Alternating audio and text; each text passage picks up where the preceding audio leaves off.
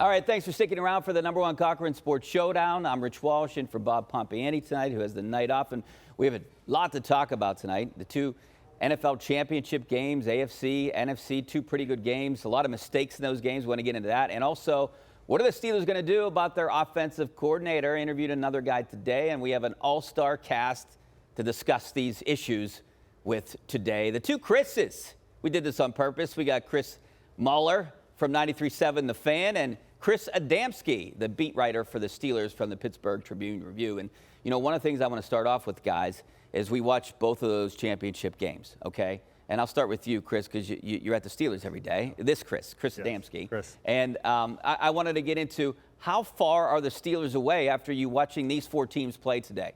Yeah, you get this feeling watching the playoffs in general, especially the last few years. It's different, though, now because it used to be kind of the Chiefs you had no chance. The Steelers had no chance competing with that kind of offense. And now the Chiefs have kind of reinvented themselves and are still ahead of the Steelers, what the Steelers do best. You're looking at that kind of thing. And, of course, Kyle Shanahan's been kind of the gold standard when we're talking about a play calling, a scheme offensively. And the Steelers have been kind of light years behind that now for a really long time. So I don't know where. It's funny, watching the playoffs, it really is different. I thought expanding the playoffs, I didn't like that. But the cream kind of rises to the crop anyway in football, unlike baseball, maybe where you get some more randomness in it, and I think these are kind of the best teams. So I think they're still pretty far away. I think looking at that AFC game and it being a 17-10 game, it would be easy to say, well, that's the kind of game the Steelers love to play, man. Yeah, woohoo. But the Chiefs' offense never really dipped in reality as much as people thought it did. It was always kind of lurking there. When you see Patrick Mahomes, it's like you have to put the stake through his heart. You know, Brady did it twice, but once was because Belichick had a virtuoso first half defensively.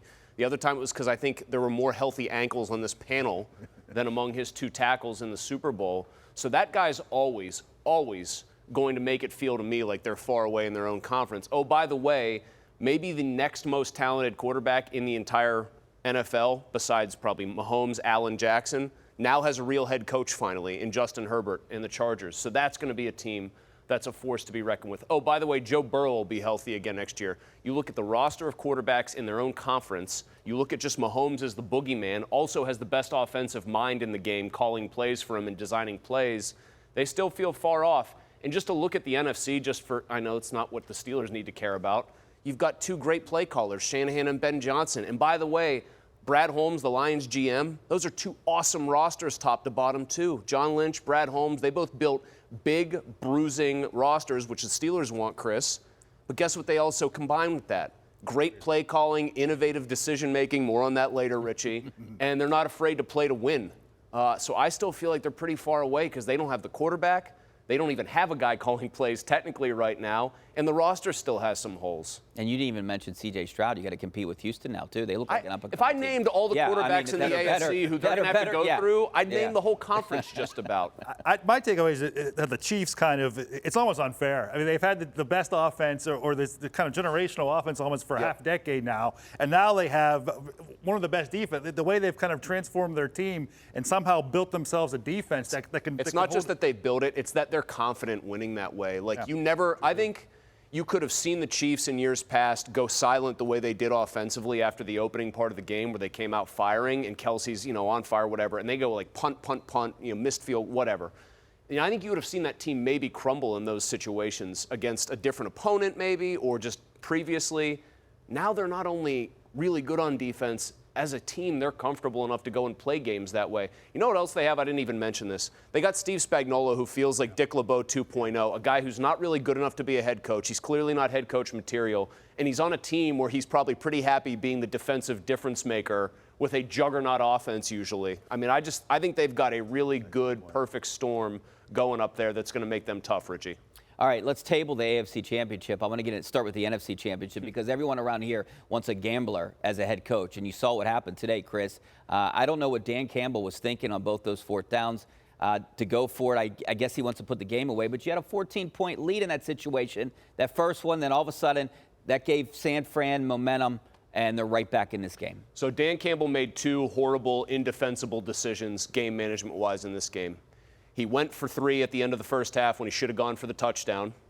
and then he called a timeout and didn't have a second play ready on that final drive that they got, which the entire point was keep 3 timeouts. Even if you score with under a minute left, 45 seconds, you force them to give you the ball back with like a reasonable amount of time to maybe go down the field and execute a field goal drive.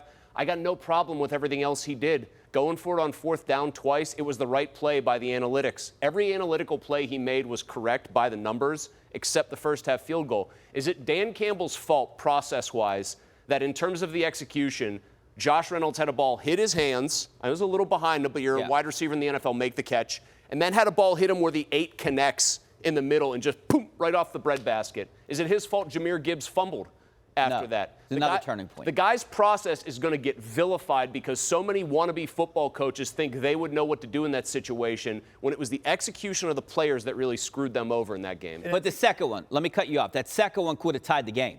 And then they would have been able to live to fight another day. Had you seen their defense make a single stop? Not at that point. I want the ball in my offense's hands there. I'm sorry. He made the right decisions, and he was let down by his team. They lived that way all year, Chris. They lived that way all year. There's 2 angles of this. First off, I'm more on numbers than most people. I think I'm okay with so we're not going to have fun here because we're on the same page. Fine. With that. But I think even, not more importantly, but it wasn't as if he kind of spooked himself out and he can't go to a big stage and he did something. That was his identity as a coach. The whole time he's been a head coach for 3 or 4 seasons now. It was the Lions' identity all season long, and he did what he's done all year. That's what they've always done. So if they execute, and the plays seem to will, they execute, then I think a real narrative is, look at these Lions, they're doing things, If Reynolds catches the first one, they probably punch it in for a touchdown because it's demoralizing, by the way, when a team converts on 4th down on you. They probably punch that in and the game turns into a rout. Like, I'm not going to crucify the head coach for living the way he lived all year. If Goff throws a horrible pass or it's an awful looking play call and the play isn't there, that's one thing. But each time he did it, he rolled the dice and should have come up with 7. I think emotions came into play for that second one. I mean, you have a chance to tie the game in that situation with 7 minutes to go. I think you do that. Okay, and that one you wish they had a better play dialed up maybe, because what did they do? Go for it a bunch of times. Yeah. Really, in this. I lost count. I'm just thinking of all the times the ball hit Josh Reynolds and didn't end up in his hands. But he stayed true to what his whole mantra was all year. What got them to this point, by the way. Everyone says, he lost the game for his players. I bet you those guys love the fact that from game 1 to game 18 and then into the playoffs, that guy was willing to do what he did in this game every single time. How could that not imbue you with belief if you were a player? My coach is calling plays on 3rd and 5 to get us to 4th and 2 if need be because he thinks we're going to get it. I would love playing for a guy like that. And Chris, I would love the consistency more than anything. Because what you'd hate is a coach who says, I'm going to be a hyper-aggressive guy until suddenly I decide to turtle. That's what I'm saying. If he didn't do what he's done all year and what the Lions have done all year and what his identity as a coach is pretty much, let's face it, that's what it is. If he had gone away from that during this big stage, the biggest game in franchise history, well, at least 30 years. One of them. Yeah. Yeah, it's up there for sure. Then I think it would be more of an indictment. If they had played, if he was an old school coach numbers-wise or whatever and never went for it in 4th down, all of a sudden was doing it here, you could maybe criticize it from that angle that he was doing something a little different. But like I said, it's almost 2 separate discussions, whether you want to be making these decisions, and I'm okay with them generally because they are mathematically the better decision. We could debate that another time. But the fact that he went with what they've done, it's hard to me, it didn't work out. I get it, so he'll get criticized for it. I hate it's sports. I hate the 4th down kick at the end of the first half. I do, because I think he got caught up in the let's go up 3 scores, they get the ball. He should have trusted the offense. And if you don't run it on 3rd down, A, to begin with, but B, have 2 plays called. Here's the run, and then here's the play we're running immediately so we don't burn a timeout, which is the whole point of this exercise. I'll give Steve Wilks, by the way, a little credit. On the incomplete pass on that 4th down when it would have tied the game, Wilks fooled them, which he did not do much in the first half of this game. They fooled him with a zone coverage disguised as man. It got Goff all thrown off, and they didn't execute. But I'm not going to crucify the coach for sticking to his guns. All right, speaking of identity, before we go to a break here, I want to touch on the AFC Championship a little bit. What would the Ravens do? I mean, they ran the ball 8 times, right? 8 design runs. Yep. That is not what this team is. That is not what got them there, unlike Dan Campbell.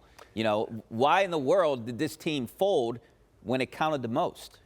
So, Chris, I'll just say quickly, I thought they got spooked by how the Chiefs came out offensively, and even though they tied the game and it was 14-7, I feel like they might have tricked themselves into thinking they were going to get into a shootout.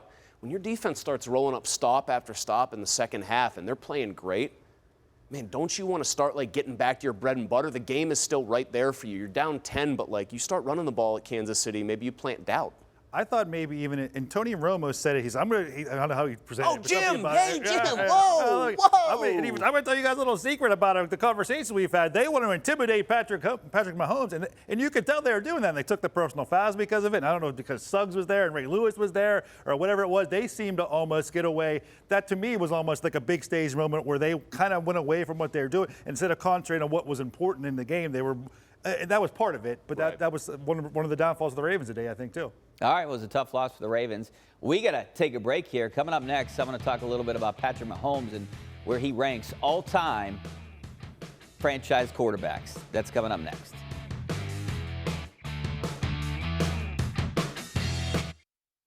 All right, welcome back to the #1 Cochran Sports Showdown. I'm Rich Walsh in for Bob Pompiani tonight. We got the two Chris's with me here tonight, and I want to get into Patrick Mahomes. 6 straight AFC championships, 4 of the last 5 years in the Super Bowl. I think he's a surefire Hall of Famer, guys. Where does he rank all-time for you? Because I'll tell you right now, for me, he's one notch below Tom Brady all-time for me. The guy can do everything, and he can win games by himself, and you don't see that from hardly anyone. If we hadn't just gone through an era, the 2-decade era of Tom Brady, we could really be having this discussion now, because it was like the Patriots did was so unprecedented that this would be almost unprecedented compared to the Patriots. I mean, the Patriots went to 8 in a row, and the Patriots, they won 6, and Tom Brady won 7. So there's still a major gap he's got to clear, but he's still in his 20s. He could conceivably do it. And you imagine if they did win that game 4 years ago, if somehow the Chiefs beat the Bucs that game, we'd be talking now a 6 Super Bowls against 4 Super Bowls if they win this week in terms of the championships, which is what everybody's going to, for better or for worse. That's the only way he can catch Brady in my mind. He's got to at least get to 6, which is absurd to talk about.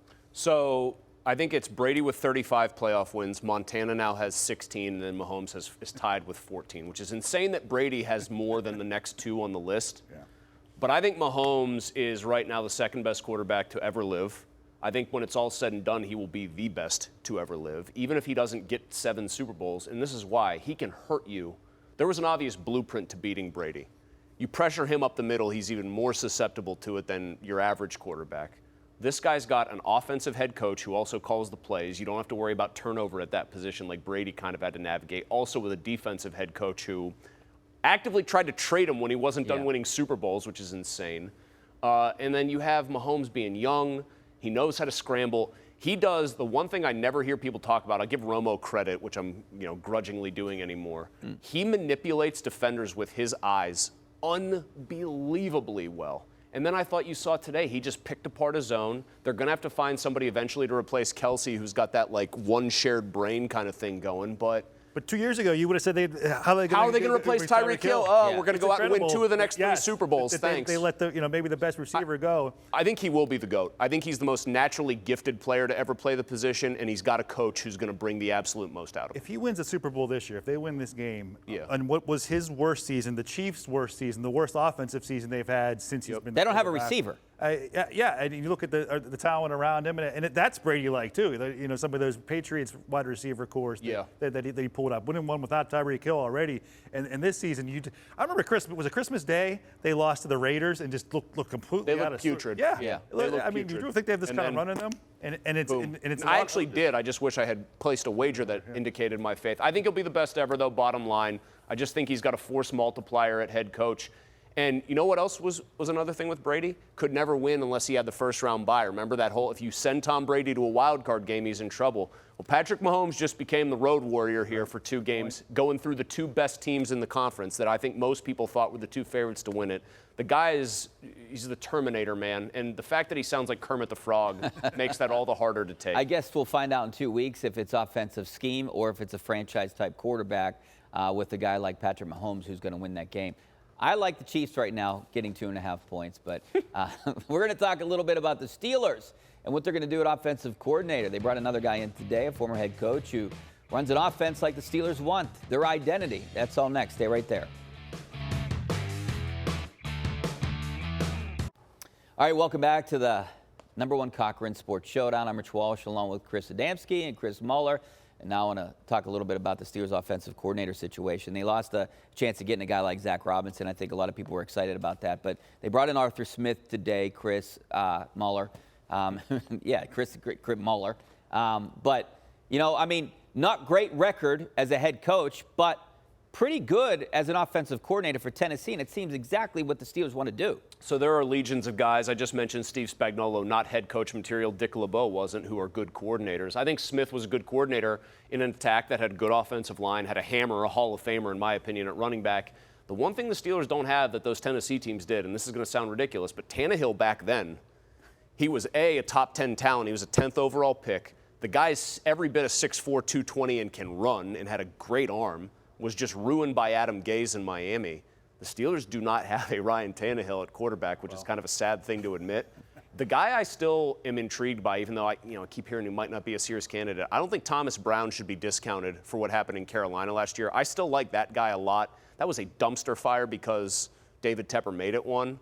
But as far as Arthur Smith goes, the guy does want what they like to be, which is power run and play action pass. It's been this fascinating thing where they interviewed 3 guys in their 30s who are all, and I think people want that especially from the Steelers. It goes against every coordinator they've hired pretty much on both sides of the ball. It's an admission if they do that they've got to do things differently, and they understand. And it's not necessarily, it correlates for sure that you have sort of innovation or you have a new thought or a new way of doing things when there is somebody young. I get it correlate, but not necessarily that. Like even Pat Narduzzi has done, it's sort of like the super version of that or whatever that would be. Well, they need to fill seats over there. I think that was a big part of that. Don't get him started on this, Chris. Just keep it going. I'm not going to go there. But so it is sort of interesting that, and Arthur Smith does it. Now he had Derrick Henry, right? If you have Derrick Henry, that's the offense you're going to run. Or you're going to run their offense through that to a point. But I don't know if, the Sean McVay tree and you go to Arthur Smith is sort of cool. But I do like, and I really take him at his word. I believe some things I don't take at his word. Mike Tomlin saying to get fresh ideas and to talk to people, get perspective. See, if that's something that has been lacking in a lot of ways in terms of. You think Johnson is a serious candidate? C.J. Stroud loves him. Quarterback coach. I mean, I think it's one of those things where you bring him in, you talk to him, and you see kind of you have some familiarity there. I think it'd be another very good hire in principle. Yeah. Do you think they need to add coaches? Yes. Like a passing game coordinator. Yes. I mean, they have one of the fewest coaches, I think, assistants. More in the brain NFL. power does not hurt. Yeah, and it's grown. It used to be even. I'm looking back at some of the last 2 Super Bowl teams they had. The staff's bigger now than it was then. But you see all these teams, and all these candidates, everybody's interviewing a pass game coordinator or assistant, whatever it is. And the Steelers have had that coach. Isn't that what they had too? All right, we're going to take a break. Back to talk a little bit about the Penguins, maybe some other things. Stay right there. All right, welcome back to the #1 Cochran Sports Showdown. 25 years of greatness over there at #1 Cochran. They're celebrating their 25th anniversary. And, we had a lot of memories the last 25 years in sports. I was there for all these plays right here out in Tampa. And that was a big one right there. James Harrison, that 100-yard return for a touchdown, a huge play in that game. Then obviously the Santonio Holmes catch at the end, and Ben Roethlisberger and Holmes winning the MVP. Amazing moments in this game, and amazing moments the last 25 years at #1 Cochran. The one thing I want to get into now, I want to switch gears a little bit. A lot of memories with the Penguins, too, over the last few years. I don't know if we're going to have those kind of memories this year, but they kind of are in the thick of things. The thing that worries me about the Penguins, Mueller, is that there's just too many teams. They're fighting with 9 teams for essentially 4 spots right now. Well, hockey's loser point is garbage. The loser point makes it. Now, I'm saying that as the fan of a team that's 6 points out or whatever it is. So it always stinks when you're on the outside looking in. It's just such a dumb way to do things, and it makes it impossible almost in some cases to mount a rally if you get down early in a season, unless you're the Edmonton Oilers ripping off 16 in a row. Their biggest problem is their power play. It's cliche, but it's true, man. Pretty good 5-on-5 team, pretty good goaltending. Bob Grove, do you see that? The worst in the franchise history? It's an embarrassment. And you have these Hall of Fame players. I'm a huge Malkin guy, but he should be off that power play. Frankly, Carlson probably should be too, which is insane because that's why you brought him. I don't say it's worst case scenario, but the Carlson thing's kind of worked out how you maybe thought it might. Something's got to happen on that At some power point, play. at these 10 days, don't you just rip things up and say, we're going to do something different? Just kind of like too many egos. It reminds me of the Steelers' offense. You just bang your head against the wall, and You just continue to do the same thing. I can go geeky number again, and the Yeah, Penguins have really good peripherals, the shot attempts, those type of things. 5-on-5, they're a good team. Yeah, they're a really good team. Really 5-on-5. team. So they should be great at 3-on-3. But they're also having. It's crazy because throughout most of the last 25 years, the Penguins have had teams there. A lot of that 25 years, the early part of that decade or the decade and a half, they would they would get outchanced, but they would have to have better finishes. They were just like the ultimate counterpuncher. Yeah. Their power play was the reason that they would. Like, they beat the Red Wings in 09 because they counterpunched them to death and cashed in on man advantage or a shorthanded situation. This is a mess right now on that power play. And it's crazy how the power plays let them down, and they're not finishing enough. They're not scoring enough. That's been their problem. They've been okay 5-on-5, really good 5-on-5 actually. They've been okay. Generally, they've gotten good goaltending most of the time, and it's just it's the thing that you think that an old team that has a bunch of Hall of Famers kind of past their prime, the power play you think would still be the strength and kind of carry them. Too many egos. Age catching up to him. Yeah. I mean, you know what? Hold on, very quickly. I'll say you'd say that. Got 30 seconds. But again, they're really good 5-on-5, so age can't be catching up to them that much. That's where it should really show. The power play being as bad as it is very alarming because they should be bad in other areas and they're not. I think Malkin's the one player the age seems to be finally catching. The other player, Letang, Crosby. They need to just start over with the power play. Well, a lot of people have bought vehicles from number one Cochran over the years. Now it's your turn to sell them a car. It's super easy, hassle-free, and you get payment on the spot. The best part is number one Cochran can pay more for used cars because they sell more used cars. Sell yours entirely online now at Cochran.com or stop by any store. Number one Cochran buys cars. All right, welcome back. Not a lot of time left. Super Bowl pick. Put you guys on the spot. 2 weeks away. Who do you like? I mean, I picked the Chiefs this week because one of those things until they lose. So I'm gonna get. We talked about Patrick Mahomes. Like I don't know. I feel like getting 2.5. Can't beat him. In what universe would anyone other than a diehard Niners fan pick against the Chiefs in this game? Seriously. Yeah. Pick against Patrick Mahomes when both of his arms are severed. I'm going with the franchise quarterback too. I think the Chiefs win outright. Thanks a lot for watching. Thanks for the two Chris's. Chris Mueller, Chris Adamski. We'll see you next week. Same time, same place.